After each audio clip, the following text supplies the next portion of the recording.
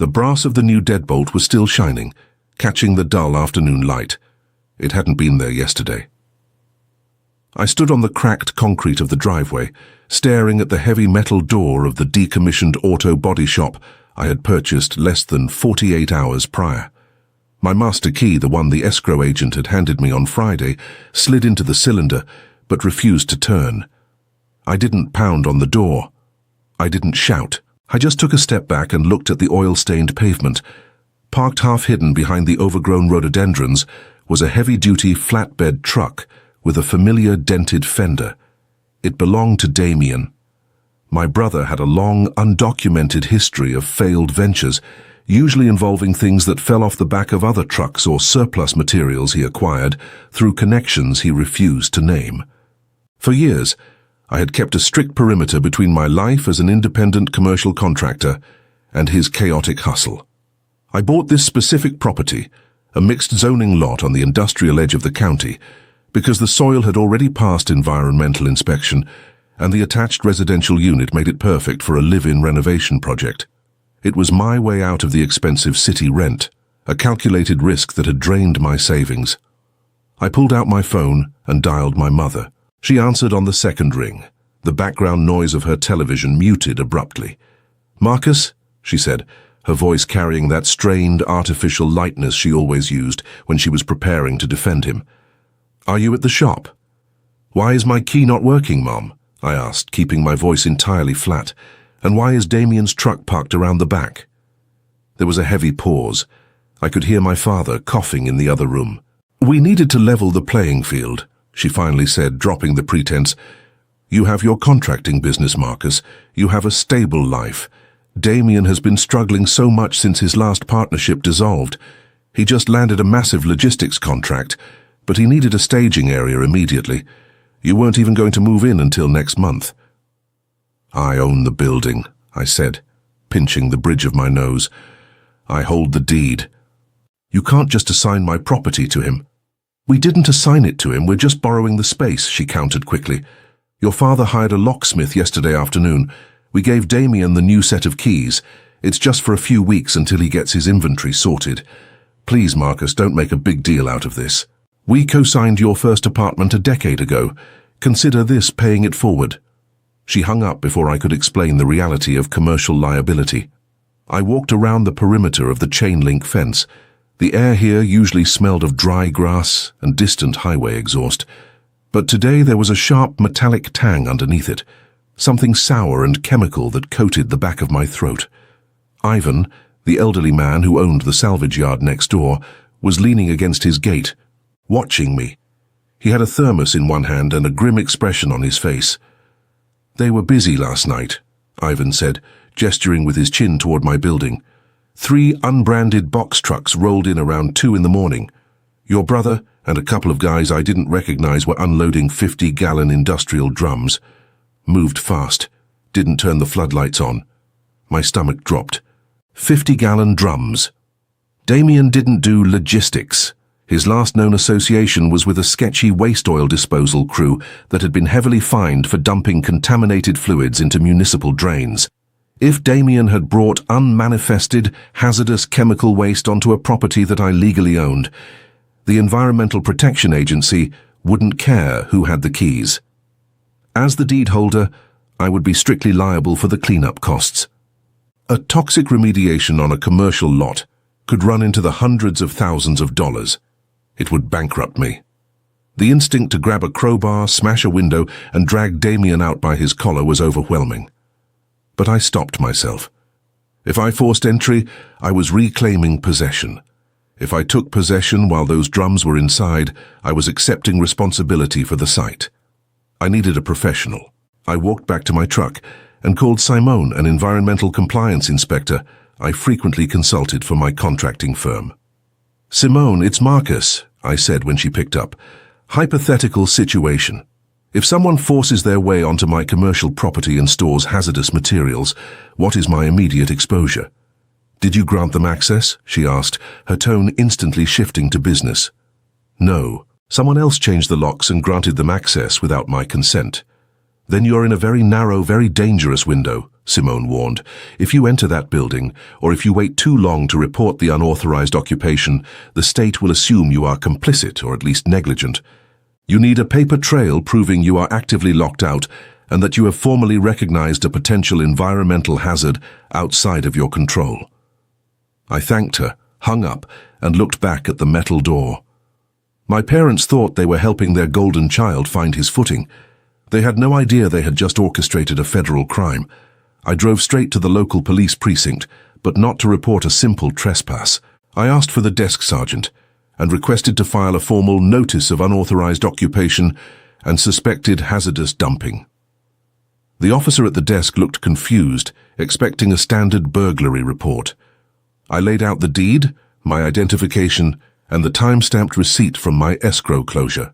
Then, I handed over a written statement detailing my conversation with my mother, specifically noting that she and my father had hired the locksmith and transferred physical control of the premises to Damien.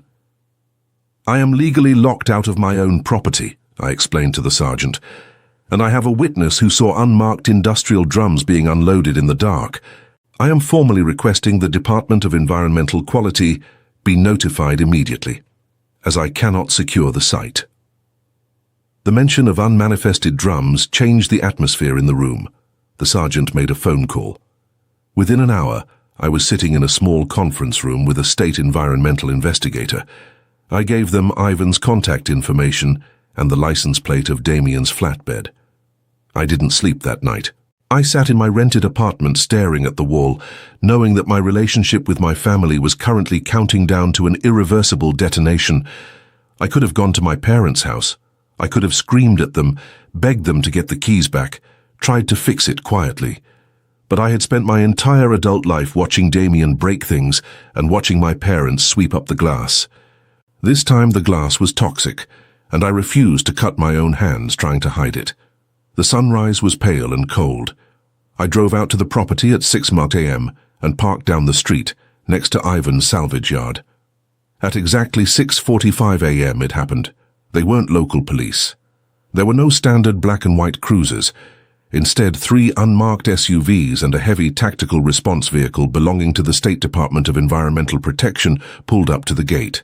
Men and women in heavy utility gear, carrying specialized testing equipment and respirators, stepped out. They didn't knock politely. They used a breaching tool to snap the shiny new deadbolt right out of the metal door. I watched from a distance as they swarmed the warehouse. A few minutes later, Damien was led out in handcuffs. He looked furious, screaming at one of the agents, completely unaware of the severity of the situation. He wasn't being arrested for squatting. He was being detained for the illegal transport and storage of hazardous waste. My phone vibrated in my pocket. It was my father. I let it go to voicemail. It rang again, and again. Finally, I answered. "Marcus, what the hell did you do?" my father yelled, his voice trembling with a mix of rage and panic. "The police are at our house. They have a warrant for our phones and our bank records." "I didn't do anything, Dad," I said quietly. "They're asking about the locksmith. They're saying we facilitated a staging ground for a chemical dumping ring. Tell them it's your building. Tell them we just borrowed it." "It is my building," I replied, the exhaustion finally settling into my bones. "But you took possession. You authorized the lock change. You gave him the keys. You told me on the phone that you were providing him a staging area. You made yourselves his accomplices." "We didn't know what he was putting in there," he pleaded, the anger suddenly vanishing, replaced by cold terror. "We thought it was car parts, Marcus. You have to tell them we didn't know." "I can't tell them anything," I said. "I'm just the landlord who got locked out. You need a lawyer." I ended the call. It took 6 months to get my building back. The property was classified as an active crime scene and subsequently an environmental remediation zone. Damien had indeed accepted a massive payout to store highly corrosive industrial runoff that a shell company didn't want to pay to dispose of legally. The state drained the drums and scrubbed the concrete. Because I had filed the report immediately and proved I was actively locked out by a third party, I was shielded from the $200,000 cleanup bill. Damien took a plea deal for environmental crimes and was sentenced to 3 years in a minimum security state facility. My parents narrowly avoided federal conspiracy charges, but the legal fees to defend themselves against the investigation wiped out their retirement savings. They had to downsize their home to pay their attorneys. They don't speak to me anymore. In their narrative, I am the villain who weaponized the government against my own flesh and blood over a simple misunderstanding. They still believe deep down that if I had just let Damien use the space, everything would have worked out. I finally changed the locks again last week. I installed a heavy-duty commercial system, paid for it myself, and pocketed the only set of keys. The auto body shop is empty now. The faint smell of chemicals is gone, replaced by the scent of fresh drywall mud and cut lumber. I walked through the quiet, hollow space of the warehouse, sweeping up the last of the dust. I had lost my family, delayed my project by half a year, and drained my own resources, navigating the legal fallout. It wasn't a clean victory. It was a costly, exhausting survival. But as I pulled the heavy metal door shut behind me, feeling the solid, mechanical click of the bolt sliding into place under my own power, the silence that followed was entirely mine. The flashing lights of the environmental agency vehicles had barely faded from my street before the narrative was completely rewritten. You would think that watching a state tactical team secure illegal hazardous waste would force my parents to face reality. Instead, it triggered a terrifying defensive mechanism. To them, Damien wasn't a criminal who had recklessly endangered a community and nearly destroyed my financial future. He was a victim of circumstance, a struggling entrepreneur ambushed by an overzealous government. And they needed someone to blame for that ambush. I was the only available target. Within 48 hours, the whispers started. I first noticed it when my suppliers began acting strangely. I walked into the local wholesale lumber yard, a place where I had done business for 6 years, and the counter manager couldn't look me in the eye. He handed me my invoice in silence, and as I walked out, I heard the murmurs from the break room. By the end of the week, 3 of my residential clients called to delay their remodeling projects indefinitely, citing vague budget concerns. It wasn't until my Aunt Helena left a blistering voicemail on my business line that I understood the scale of the smear campaign.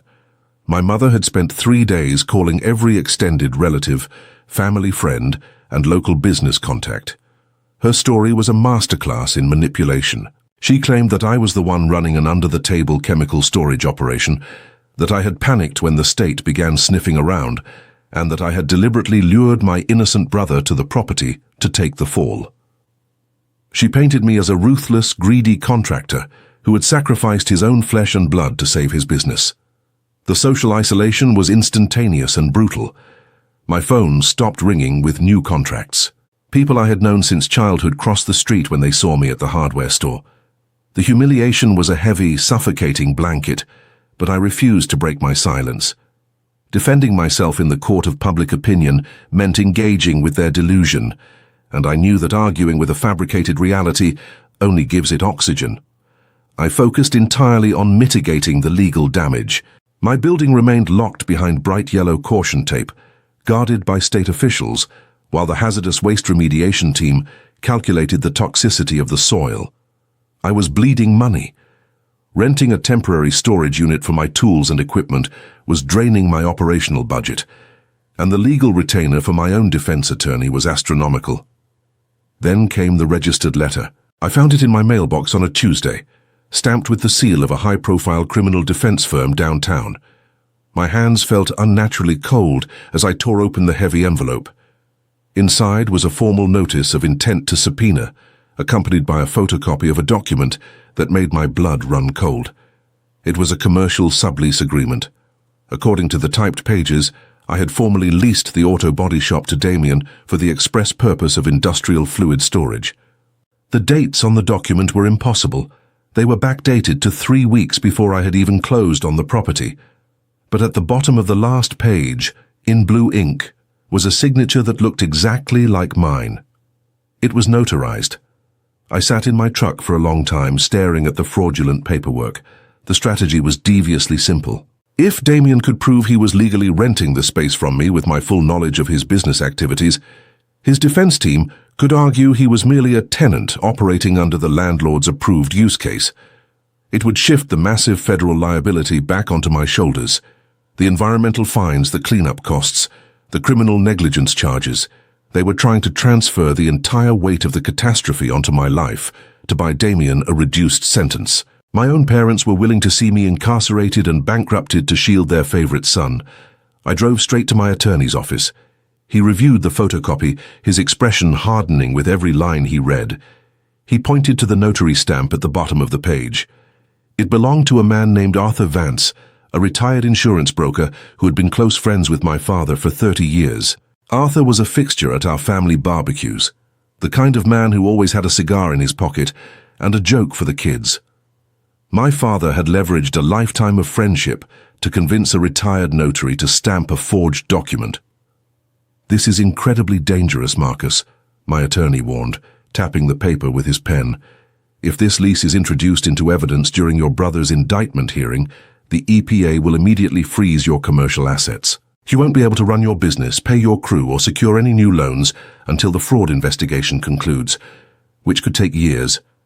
We have to destroy the credibility of this document before they officially file it." I felt a quiet, absolute clarity wash over me. The grief of losing my family was completely burned away, replaced by a cold, mechanical drive to survive. I realized then that my parents were not just desperate. They were entirely unburdened by guilt. They had crossed a line from which there was no return, and I could no longer afford to play defense. I needed to dismantle their lie from the inside out. I started with the timeline. I spent 3 sleepless nights digging through my own digital footprint. I pulled my GPS location data from my phone, my bank statements, and the electronic toll records from my truck. The forged lease claimed I had signed the document in my father's home office on a specific Thursday afternoon. I cross-referenced the date and time. At the exact moment I was supposedly signing my life away, my electronic toll pass registered my truck crossing a bridge 200 miles away, returning from a commercial hardware exposition. I had the hotel receipt and the time-stamped conference badge to prove it, but an alibi wasn't enough. I needed to prove the active conspiracy. I needed to catch Arthur Vance and my father in the lie. I knew Arthur's routine. Every Wednesday morning, he had breakfast at a classic diner on the edge of the county line, a habit he hadn't broken in 2 decades. I didn't bring my lawyer. I didn't bring the police. I walked into the diner alone, the bell above the door chiming lightly, and slid into the vinyl booth directly across from him. He froze, his coffee cup suspended halfway to his mouth. He looked older than I remembered, his skin pale and lined with anxiety. He knew exactly why I was there. "I'm not here to yell at you, Arthur," I said, keeping my voice low and completely steady. "I'm here to give you a chance to save your own pension." I slid a manila folder across the table. Inside was the GPS data, the toll receipts, and a printed copy of the state penalties for notary fraud and conspiracy to commit forgery. Arthur looked down at the papers, his hands beginning to tremble. "Your father told me it was just a technicality," Arthur whispered, refusing to meet my eyes. "He said you had agreed to help Damien, but didn't want the paperwork traced to your business accounts. He brought me the document already signed. He swore to me, Marcus. He swore on your mother's life that you had signed it that morning." "And you stamped it anyway," I replied coldly. "Without me present. You notarized a forged signature on a document that is currently being used to implicate me in a federal environmental crime. My father lied to you, Arthur, but you broke the law."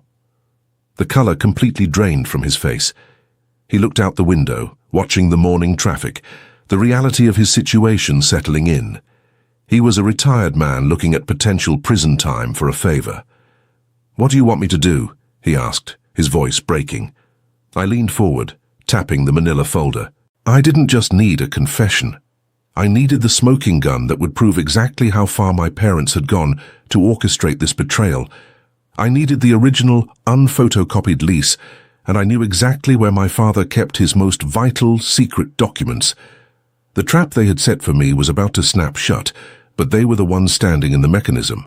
I gave Arthur explicit instructions. He was to call my father and tell him the state notary board had just flagged his license for a random audit, a routine check for retired brokers who still maintained active credentials.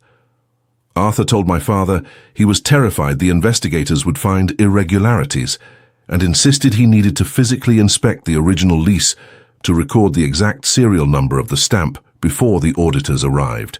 My father, panicked by the thought of a third party looking closely at the paperwork, agreed to bring the document to a neutral, secure location, Damien's defense attorney's office, later that afternoon.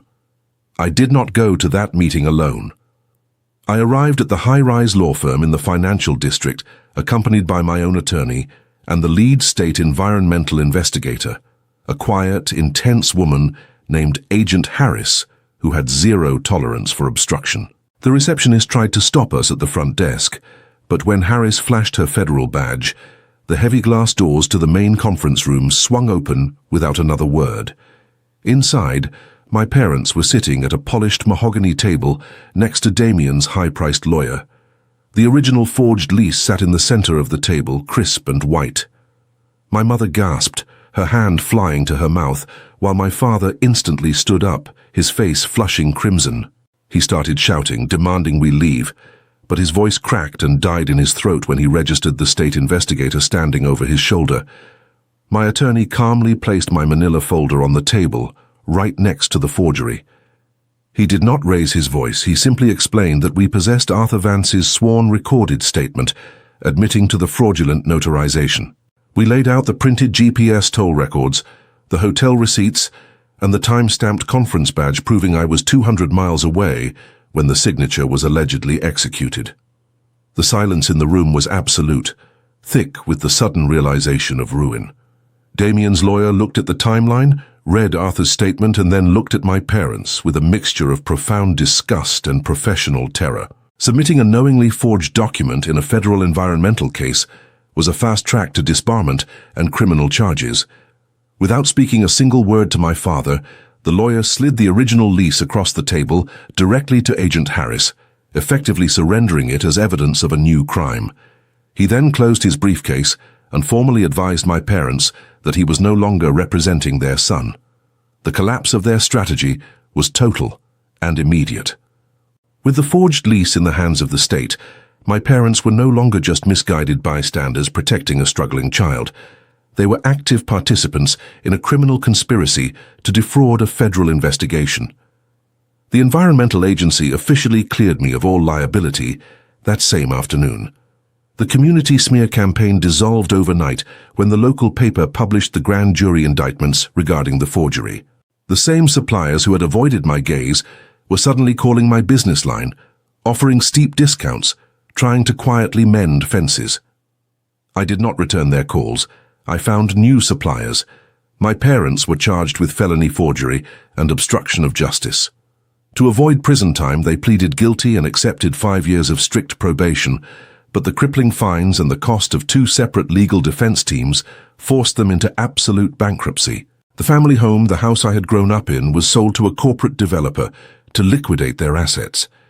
Damien received 50 months in a federal penitentiary, his sentence drastically enhanced by the attempted fraud. I did not attend his sentencing. I did not visit my parents when they moved into a cramped one-bedroom apartment on the other side of the state. The toxic loyalty that had bound us for decades was finally severed, and I felt nothing but a profound, weightless relief. It has been 14 months since the raid. The environmental remediation was successfully completed, the contaminated soil removed, and the state officially lifted the restrictions on my property. The auto body shop is unrecognizable now. I tore out the heavy machinery bays, scrubbed the floors down to the aggregate, and framed a spacious open-concept living area filled with natural light.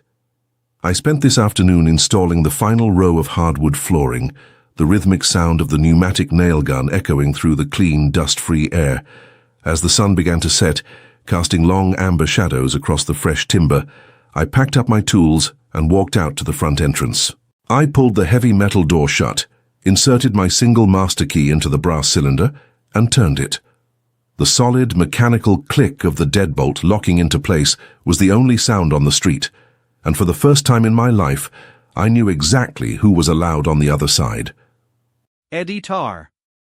The infographic presents Marcus's experience as more than a conflict over a locked building.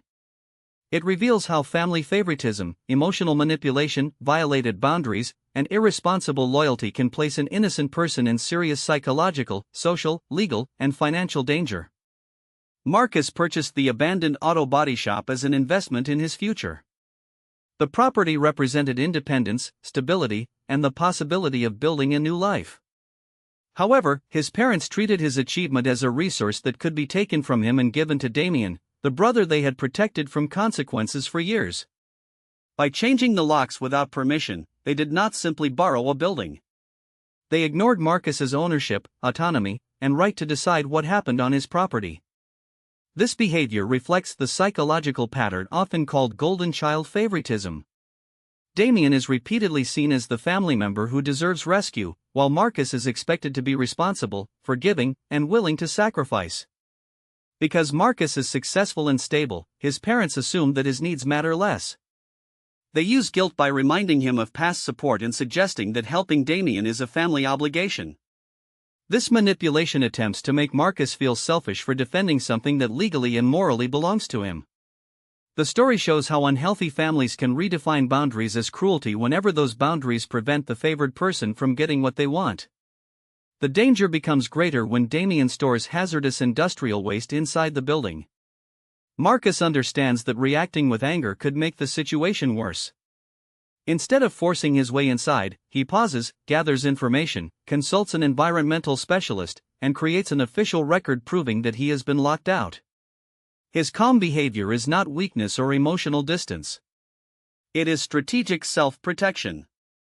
Documentation, professional advice, witness statements, and immediate reporting allow him to separate himself legally from Damien's criminal activity. The infographic also emphasizes the social consequences of family betrayal. Marcus does not only lose trust in his parents. He becomes the target of a smear campaign that damages his reputation and threatens his contracting business. His mother creates a false narrative in which Marcus becomes the villain and Damien becomes the victim. This demonstrates how manipulation can spread beyond the family and influence relatives, friends, clients, and business contacts. People accept the story without verifying the facts, showing how quickly social judgment can isolate an innocent person. The forged lease represents the most extreme stage of the betrayal. Marcus's parents are willing to create false evidence that could make him responsible for environmental crimes, cleanup costs, and possible imprisonment. At this point, Marcus understands that reconciliation cannot come before survival. He uses timelines, location records, receipts, witness testimony, and legal support to expose the conspiracy. His response shows the importance of evidence when dealing with people who rewrite reality to avoid accountability. The final lesson is that love does not require accepting abuse, fraud, or destruction. Marcus loses his relationship with his family, but he protects his freedom, business, property, and future. His victory is painful because healthy boundaries often carry emotional costs when others benefit from having no boundaries at all. The restored building and the final sound of the lock symbolize more than physical security. They represent Marcus reclaiming control over his life. The story teaches that knowledge, patience, documentation, and decisive action can protect a person when loyalty becomes toxic and family support turns into exploitation.